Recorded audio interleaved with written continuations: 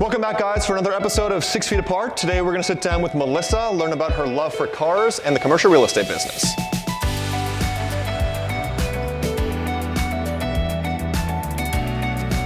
Hi, I'm Melissa, and I'm a partner at Perishable Management Services. So I own a 2019 Dodge Challenger Hellcat Red Eye Widebody. And I bought this car in 2019. I ordered it after outgrowing my 2013 Dodge Charger SXT, which I heavily modified. I got involved in the Boston car scene. We had a mutual friend, and everybody was posting about this East Coast run automobile club, and I had no idea what it was, and I ended up looking it up, and it looked like a blast. So I emailed and asked to join, and I did my first ECR last year, and it was a blast, and it's all said and done from there. For sure. So were you doing car events and any car stuff prior to your first East Coast run? I was, but it was mostly, just friends that would gather. I have a friend that owns a Lewis Custom Exhaust, and he and I, would drive our Challengers, and just other like-minded car people, but not rallies and certainly not big gatherings. Go to car shows for fun on the weekend and that kind of thing. And I think that that's what appeals me to Squad Driven is, number one, I do love that we're charity based. I love that we're raising money for charity, and I love that we're doing toy drives and all of those things, because that all resonates with the kind of person I want to be. But I enjoy that when we do events, it really doesn't matter what your background is. It doesn't matter if you're straight or you're gay or you're a man or a woman, or if you're Jewish or Christian. Like, our group is made up of people that come from every angle. And when we all get together, there's never any tension. There's never any, I'm offended. We all have that common denominator, which is we love cars. And what's funny is none of us like the same cars. We have everything from Ford Focus RSs to supercars. And I think that we all respect and appreciate each other's cars because we all are gearheads.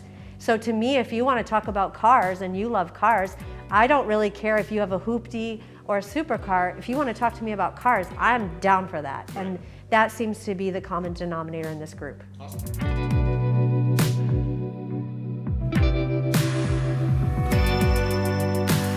I joined Perishable Management Services in 2019. Interestingly enough, Joel and I were on opposite sides of a deal. And he is a Porsche guy and loves cars. And we just hit it off during that transaction over cars, frankly, and ended up joining forces on a part-time basis, and it became a full-time gig pretty quickly because we're very like-minded. We have similar attitudes about business and clients and relationships, and we both just love industrial.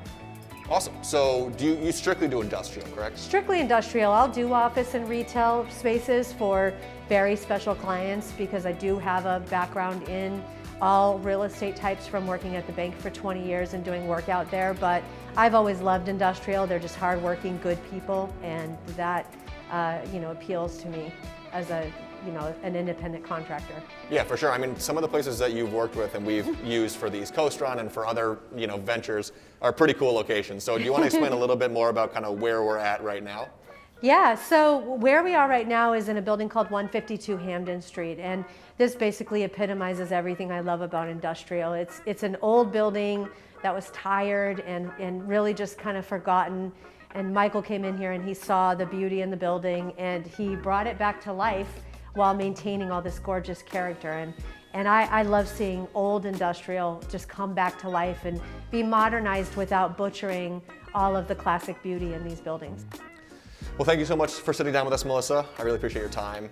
And this is an awesome building. Thank you for showcasing it to us. So can we take a look around, maybe meet Michael and learn some more about it? Yes, I would love to. Cool, awesome, let's go. So when we first came here, it was just wide open. This is cool. And there was nothing at all. And so even there were smaller windows and you can see Back Bay, Prudential and stuff like that. We made the windows bigger because I knew that would be my office and I wanted as much light as I could get. That's awesome. So these are all just office, conference room, office? Yeah, so downstairs there's about 30-something desks and workstations. Okay. So up here is more of the get away from it all, meet and eat, and we've got some training rooms and conference rooms.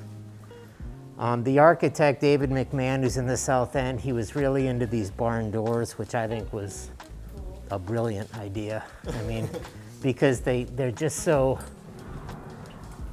beautiful, you know. And yeah, it's not totally acoustically sound, but that's okay. It looks good. But he kept all these beautiful beams in place. Yeah, that was the idea, to keep this He stuff. didn't fill in the and cracks. Also the roof. So we had to talk about insulation. And what we found was there was a product called Hardy panels, which are panels like this on the roof, filled with insulation. Okay. So we put it on top of the roof, there's plywood, and you shingle over it. So that way we could keep all of these members that you're looking at now, the rafters, and then we did new skylights. Yeah, that's awesome. It's a nice kind of combination or a hybrid of the old and the new. Yeah. In one. Yep. That's awesome.